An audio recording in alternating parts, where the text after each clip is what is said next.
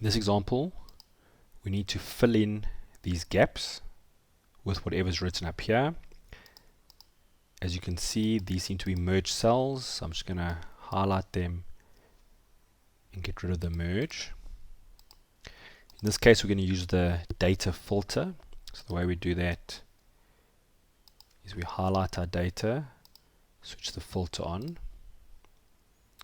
What I'm then going to do is come to this one. I'm going to say I want to see only the blanks. And when I see the blanks, I'm going to come here. Sometimes you won't see this one, but I know that this cell, cell A5, must be equal to cell A4. So I'm going to type in equals A4. I'm going to copy it.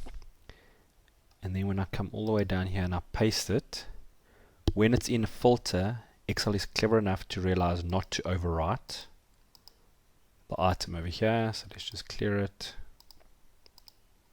So you'll see that that private stays, no formula in it. Once you have done that, you must highlight that area, copy it, and paste it as values so that the formula goes away and it doesn't interfere any further calculations.